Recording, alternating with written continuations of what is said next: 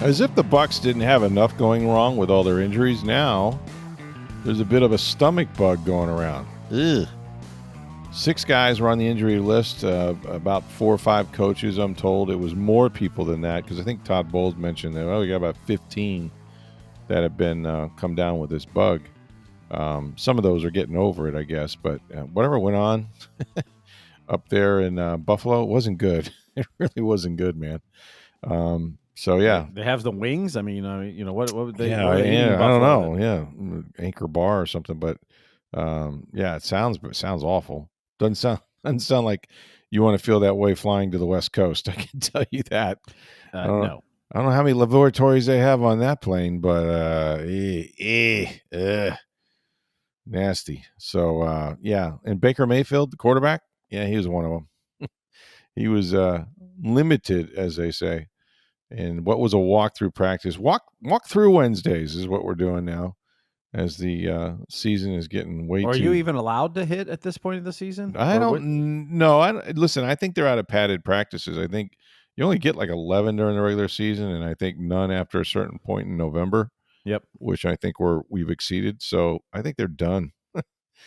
Gotta love the union, man. Take the contact out of football during the week, but yeah, I think they're pretty much done. And of course, injuries has been the big story, for the Bucs all year, and both Bucky Irving, Chris Godwin, limited in what was a walkthrough had they practiced at all. Reddick, Hassan Reddick, I have no sense that he will play this week. Haven't seen him. Don't think he's going to play. So they'll be hamstrung at the outside linebacker position again. And and then you have other people popping up here and there, right? Chris Braswell, I think, has an ankle. Just various people with nicks and bruises and things like that. But you really won't know anything until probably Friday at the latest, when he tells us who is definitely out. And pretty much the ones that were out last week is who's going to be out this week. And I don't know that it's going to change much, because part of me thinks that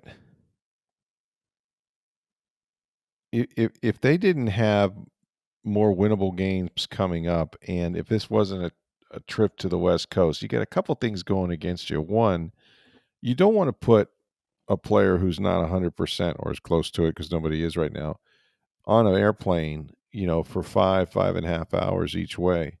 It's a very uncomfortable thing for some of these football players. And if you're injured at all,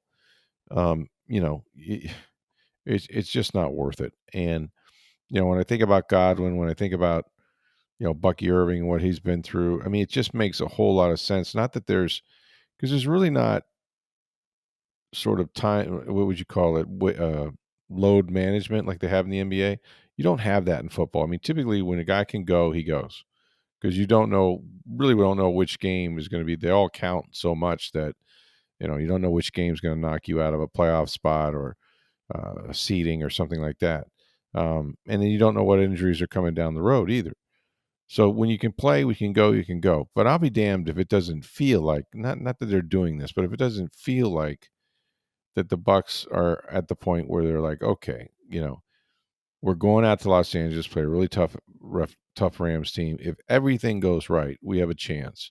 We're going to have to execute like crazy. You're going to have to stop people, play special teams, all the things they haven't done, right? But if we do that, maybe it's the NFL any given Monday night, Sunday night, we might be able to pull up an upset, right? If everything were to fall into place.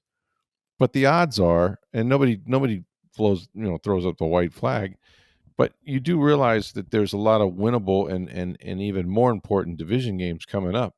So I do think that factors into it. I still think you have to be reasonable and say, hey, when we're done here on Sunday night, we come home for 3 straight home games, right? Against the Cardinals, the Saints, and I think a Thursday night game maybe against Atlanta.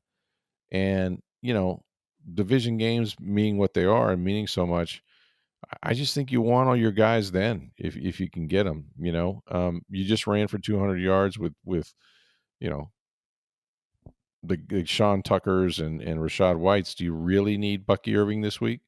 Yeah, you'd love to have him, but I don't know that it's a must. And I think Godwin would be a huge upgrade because you just don't have enough targets, and we're seeing, all the attention that Emeka Egbuka is getting. But if he's not there, if he's not ready, I'm not going to put him out there and then he's done again after a week or two, like he was when he came back this season. So I really don't think, as we do this podcast, for Thursday on a kind of a Wednesday night, I don't get a sense that either Chris Godwin or um, Bucky Irving are going to be available. It just doesn't feel that way to me. Does that make sense? There's just no urgency to it. No, it makes perfect sense, and that's always the hard part with management and all this. Now, granted, the doctors say you can't go, Yeah, but how quick do you want to try to push or rush, or because you got to play the long game. Yes, do you want Bucky Irving and Chris Godwin this week? Absolutely. You want them every week, period. Like, sure. no question.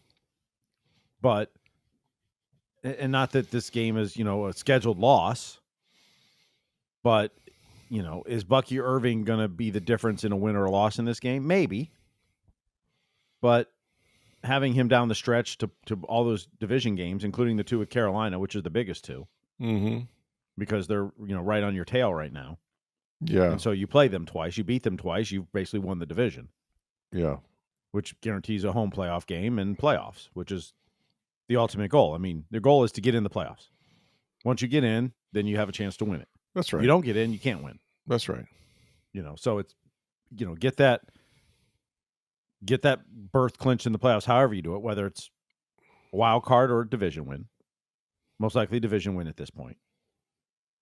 And so, you have to balance, much like you have to balance, and maybe they haven't done as good of a job as we've talked about, Jamel Dean or Benjamin Morrison playing. Yeah, and I think Dean is out this week, I would say. And what I would say about that, because I'm glad you brought it up, is that I expect there to be a lineup change there. I'm not saying Morrison won't play, but he's been exposed the last 2 weeks. And I asked about this, and really Bowles kind of confirmed it. What are your options, right? What else can you do? Here's what he brought up, because he's done it before. They're going to move Jacob Parrish outside and start him at corner. I really believe that. Jacob Parrish has played excellent football this year for a rookie. And, he's come in there and done some stuff in the slot primarily. And, he's physical. Now, he's a smaller corner. He's not your, prototypical guy that the Bucs like, that's over 6 feet with long arms and all that. But he's also not small. He's kind of rocked up a little bit, and he sort of plays bigger than he is. But he's always in good position to make plays. He tackles well. I kind of think them, are going to say, hey, it's been a couple of rough weeks with Morrison over here. We're not saying we're not going to play him, but Bowles acknowledged that, it's definitely on the table that Parrish, start at the other corner this week, and that's kind of what I expect now. Like, I think you just try to put their best guys out there and hope they can fight their way through it. But it's a tough ask. I mean, Matthew Stafford is on fire. He's got 27 touchdowns and just 2 interceptions. I did see where they lost a couple of their tight ends. Tyler Higbee's back on IR. I'm not sure why. Former Eastlake High School star. And I think they had another tight end, and they play a lot of 3 tight end sets. So that'll be interesting. But they're loaded, on offense, and their defense is underrated. It's been really, really good. This would be a tough game if they had everybody. If they had Mike Evans, if they had a healthy Chris Godwin, even if they had a Jalen McMillan, like, this is going to be a tough game. You're going to have a tough time stopping this bunch. They've got a lot of weapons, and when Stafford is spinning it like that, there's no better quarterback in the league. Now the good news is, if they haven't been able to gain pressure on anybody. When they do, they have to blitz. At least with Stafford, who's seen every blitz and all of that, but at least he's not going to extend plays with his feet. He's not going to get outside the pocket and run around, and he'll be right behind the center where you left him. You know where you got to get to. So that might be comforting, because they've struggled against these dual threat type of quarterbacks, over the last few weeks with Drake May and and then of course last week. Um, but this is a really good Rams team, and they're going to have to play perfect ball to have a chance. And I do. I think for that reason, you just say, okay, our guys aren't completely there. They could all benefit from another week, and we have guys that can play in their place. Let's just go out there and hope we execute better and don't give up the junk. Because if they don't give up the junk plays the last couple of weeks, they played well enough on offense to win. I mean, you scored 32. You've done really well. I don't know that there's any chance that they score 32 against the Rams team, because their defense is just that good. But at least you have some confidence you can move the football. So we'll see. We won't know till Friday afternoon sometime, probably around 12:15, 12:30. If you want to check out TampaBay.com or the Tampa Bay Times, we'll have that up at some point. But yeah, it's kind of sobering as far as injuries go. But these guys still seem like they're into it. They still seem confident, and and they should, because I still think that the NFC South is theirs to lose. Although, like we said, by Sunday night, Carolina might be in first. You just don't know. But still, long season, a lot of football left, and they're going to finish this gauntlet of 3 games where we said at the beginning of it that they needed to win at least one, and this would not be this would be the last one I would expect them to win. But that's the NFL, right, man? You just don't know. Like they may pull it out. Let's see Sunday night. I want to talk about Tristan Wirfs. A couple of Buffalo Bills players were mic'd up and had some interesting things to say about Tristan. But first, get on down to Breitling Boutique, International Plaza Mall. You know where that is. It's the biggest and, for my money, the nicest mall in Tampa Bay, not far, kind of perched between, I guess, Raymond James and the airport there. But Breitling Boutique, it's been there for over 5 or 6 years. The Breitling company has been making Swiss watches for over 140 years. Now, you go to the center of the mall, second floor. That's where you're going to find Breitling Boutique. Customer service exceptional. They're used to dealing with professional athletes and a lot of celebrities and things like that, but they'll treat you exactly like one as well. Ask them about the men's watches, the beautiful Navitimers, the Chronomat watches that they are known for, women's watches for your wife, your girlfriend. These are sports watches. They are absolutely beautiful and very durable, as well as just a whole bunch of different colored wristbands that your wife or girlfriend can choose from. And the neat thing about this right now is while supplies last, because there's a limited number of these things, if you go there, you're going to look in the window, and the last time I checked, you're going to find one of the 32 team NFL watches. They've been celebrating the NFL's 104th anniversary now for a while with 32 different team watches, either the Chronomat watches. The face of the watch itself is the color of your favorite team. It has the team logos. These are collector's items that you will keep for a lifetime, hand down to your heirs. They are absolutely beautiful. Go see our friends, please, at Breitling Boutique, International Plaza Mall. Hey, when you do, let them know that you heard about it right here on Sports Day Tampa Bay. I don't know if you've seen on the interweb, as the kids call it, there is a kind of a viral video that's out there. It's Bills tackle Spencer Brown, who played at Northern Iowa. Mm-hmm. He was mic'd up, I guess, during the game, and so he's sitting there watching the Bucs offense operate. And you can remember the big 43-yard touchdown run that Sean Tucker had, where he kind of went around the right edge, and Tristan Wirfs sort of escorted him, and he mm-hmm. he blocked. I guess the first guy he blocked was Boza, I want to say, and then he buried one of the defensive backs.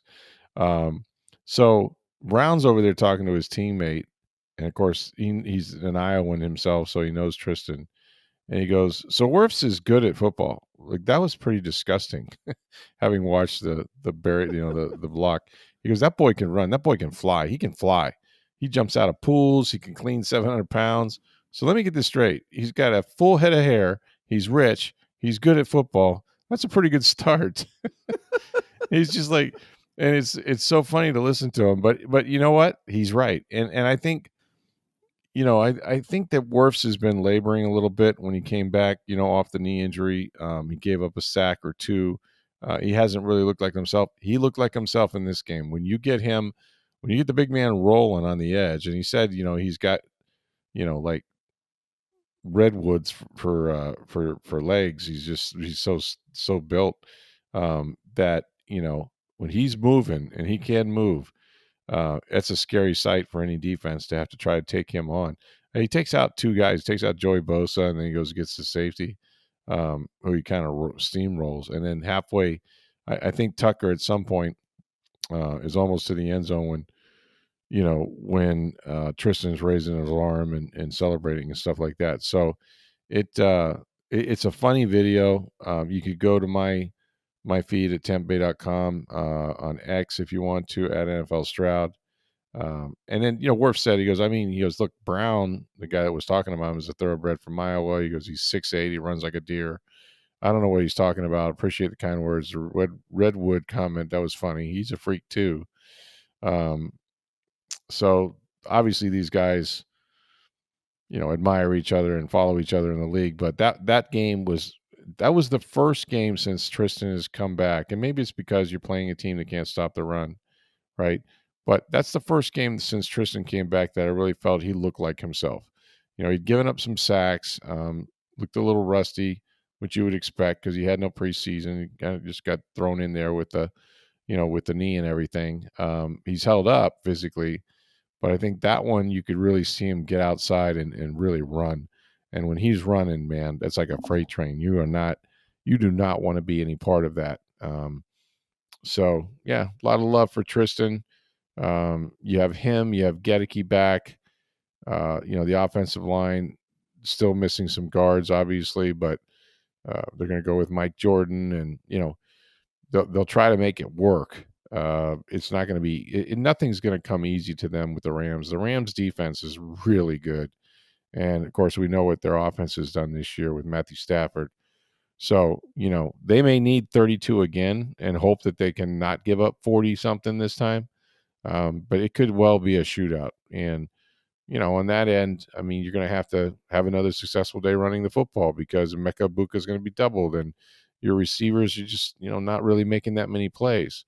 So it'd be nice to have Godwin. I just don't think it's going to happen this week. I think we're going to find out about the Bucs after Thanksgiving where, football kind of really begins and those division games become just so important. But stranger things have happened. This NFL you can't figure out because as soon as a team wins and you go, that's the best team in the NFC or that's the best team in the AFC, the next week, I mean, it was about 3 or 4 weeks ago when Kansas City won a couple games. I was like, they're going back to the Super Bowl, like we're all just kidding ourselves. Now it's like, no, they might not make the playoffs, like it happens. It changes so fast that you really can't make any declarations until there's about 4 weeks left. Well, we're getting to that point. I mean, it's Tom Brady always says Thanksgiving. That's when the season starts. Yeah, that is Stay afloat till Thanksgiving, and then figure out how to, figure out what you got and figure out how to make it work. Yeah, that's it. But win enough games to stay relevant. Get your enough wins to be in the hunt, and then try to put together a run. And that's what they've had to do the last three years. I just wonder if you can keep that going. I just at some point will your luck run out. And other teams get better. Carolina and others, but Carolina, their schedule is tough, man. They still got a bunch of games. The Bucs have already. I think they got to play Seattle. They got Seattle, San Francisco, and the Rams. Yeah, that's the Bucs have beaten Seattle and San Francisco. That's going to be the difference in their division right there. That they took care of business against those two teams, even if they lose to the Rams. Because I don't know that Carolina can beat one or both. And if they don't, all three, they got all three to play. They got all three to play. So, yeah. Now, obviously, if they did it, more power to them. They're going to win the division. But, if it goes as expected and maybe they win one, you've got a little more house money now to deal with. And then you got to get healthy when you come back from this road trip. You got Arizona at home. Simeon Rice will be going into the Ring of Honor. After that, you've got the Saints coming to you, and you got Atlanta, who we can talk to here in a minute, on a Thursday night and Thursday Night Football. So, that's your streak right there. That's your run. Just like we talked about these 3 games, 2 of which they've lost already. Those 3 coming up is the stretch that you need to stack wins, and should be and will be favored probably in all of them. Speaking of Atlanta, wow, what a mess that the Atlanta Falcons are right now. Well, let's see what you got. Kirk Cousins back at quarterback Yeah. because Start Penix there. is out for the season now. He's having Out for surgery. the year. Hasn't had a another ACL. He's had 2 or 3 ACL surgeries in his career so I far. believe both knees have had one. So yeah. Yeah, and so, to have I just feel for him because I know what an ACL is now, having seen it up close as far as the injury goes. But they're talking 8 months, 7, 8 months, probably won't play next year. And if not, Kirk Cousins doesn't have a future here. I know they made the mistake with that contract and all of that, and so he's still here, and he's gonna get a chance to play. But to me, they gave up first round picks for next year. You need a quarterback, and you gave up a bunch of first rounders to get some edge rushers who are not really rushing the passer that well. And you're So probably going to be in a position to have taken a good quarterback based on where that pick is going to be. absolutely, because you're not going to win many games, and it's going to go to somebody else. I think what they have to do, and rather quickly when the season ends, is go into free agency or try to make a trade. And to me, the guy that makes sense, if you can't draft a quarterback, you need to steal one. The guy that makes sense to me is Kyler Murray. Kyler Murray, it would cost you a lot of money probably, and it cost the Cardinals some money too. But I just don't think they're committed to him. And I think a change of scenery would do him good. I think he can still play, and Atlanta feels to me like a good spot for him. But that's what you're going to have to do, is try to find your Sam Darnold, try to find your Baker Mayfield. Guys that have plenty left that just have to get in the right situation with the right coaches. But I could also see that this has not worked out for the Falcons. Not trading for future first round picks. To get Michael Penix or a couple. Really, they did it to get a couple pass rushers. To get edge rushers, and they haven't produced. The players that they got have not been good. So if the GM gets fired, which I think is a good chance that he might at the end of the season, then a clean broom sweeps, or a new broom sweeps clean. There we go. I knew I would get it on the third try. New broom sweeps clean. That might take Raheem Morris out with him, because if you're going to bring in a GM, he's going to want to hire his own coach, and just start over again.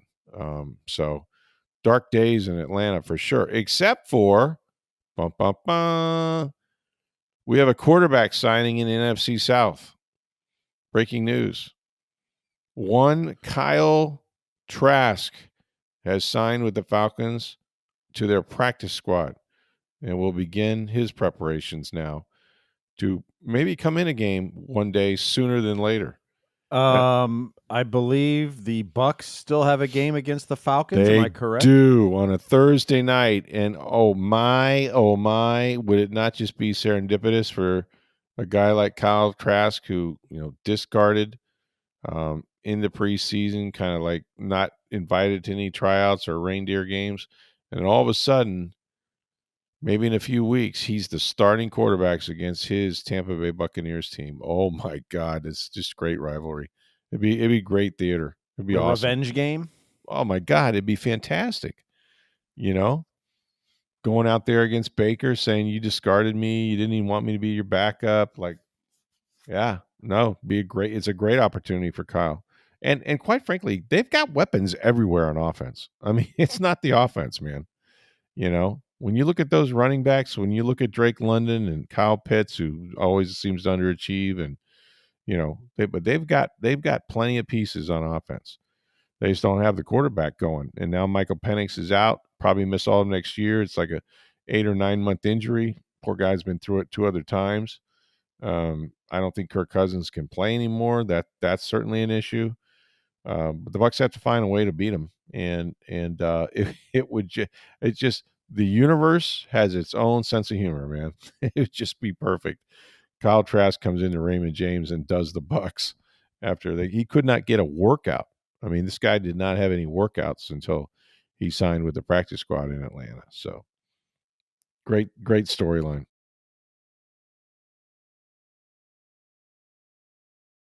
All right, we got time for one mailbag. We'll do more tomorrow as we preview the Bucs, of course, going out to LA to play the Rams. What you got? All right, Lucy had tweeted us in regards to the 4th and 2 discussion from the other day. Yeah. Says Todd Bowles had gotten better at this. The guy even let the Texans score, but he regressed on Sunday. Yeah, I don't disagree. I mean, he obviously, hired somebody to help him with clock management and things like that. But the decision to go or not to go on 4th down has been one that throughout his head coaching career, he's been averse to, he doesn't have that many attempts on 4th and 2 anywhere on the field. When he does go for it, he's well over 50%. I think the league on 4th and 2 is around 67 or 65%. So, the odds makers would have told you and everybody else that was watching the game that maybe you go for it here.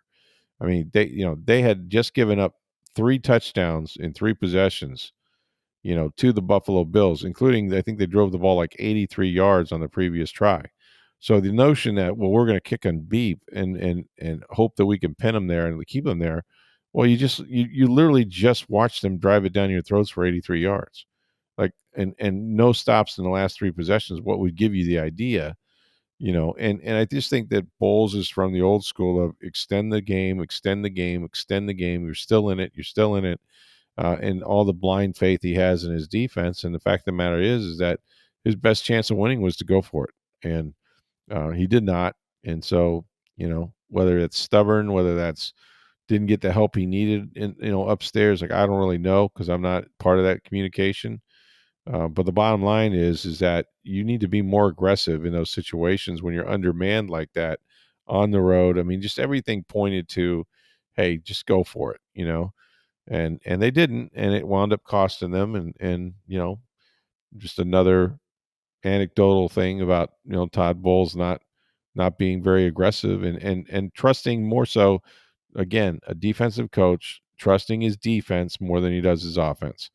And we've seen that here in Tampa Bay, and it's very reminiscent almost to a T of Tony Dungy, who was a Hall of Fame coach but did not do it here. And eventually the Glazers said, we don't think you're going to get us to a Super Bowl, and when they got to that point, they let him go. I don't know that the Glazers are to that point with Todd Bowles, but, if I told you he goes 9-8 again and then gets flamed out in the first round of the playoffs, they'll have to look at injuries. They'll have to look at things that affected them during the year. But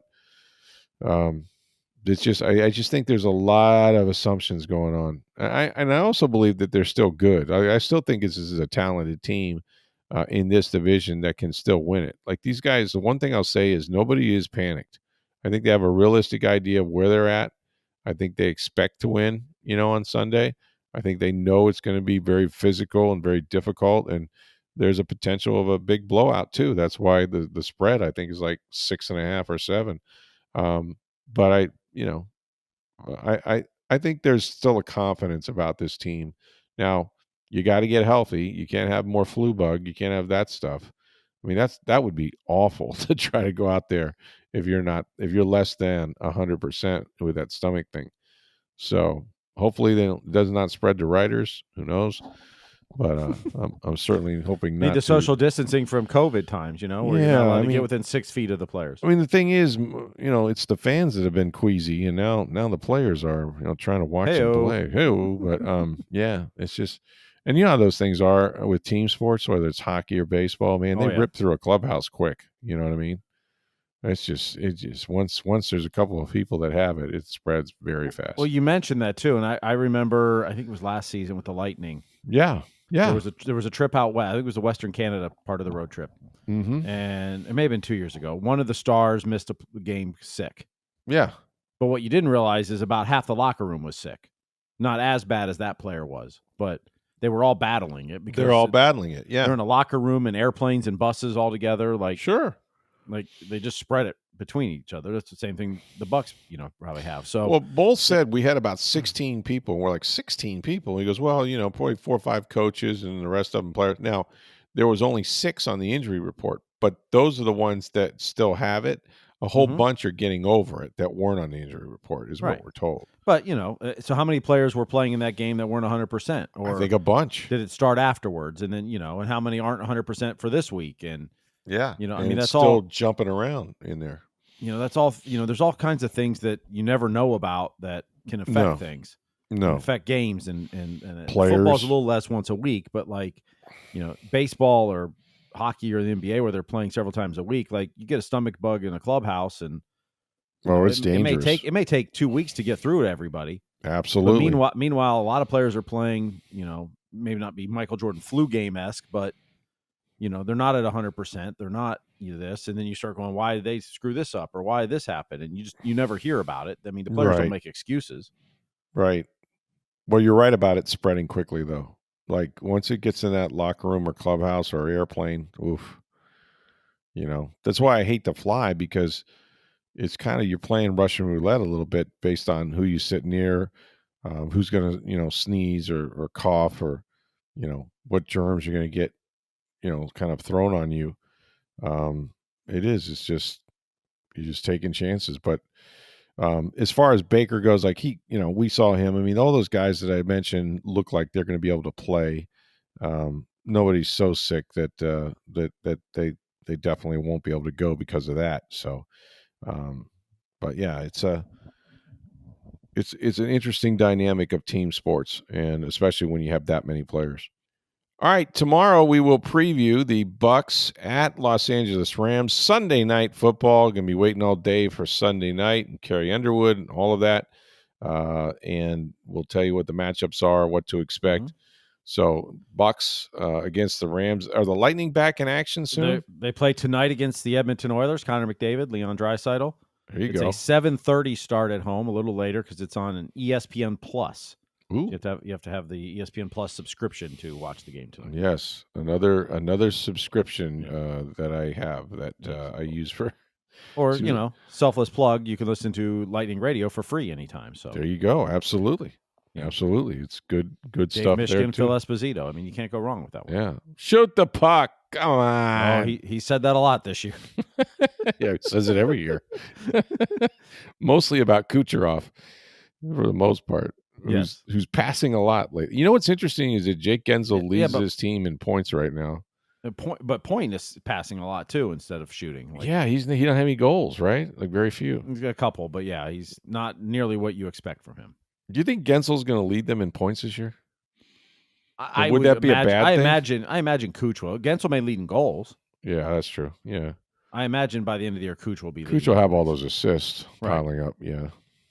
I mean, don't forget, Kuch has 9 goals already.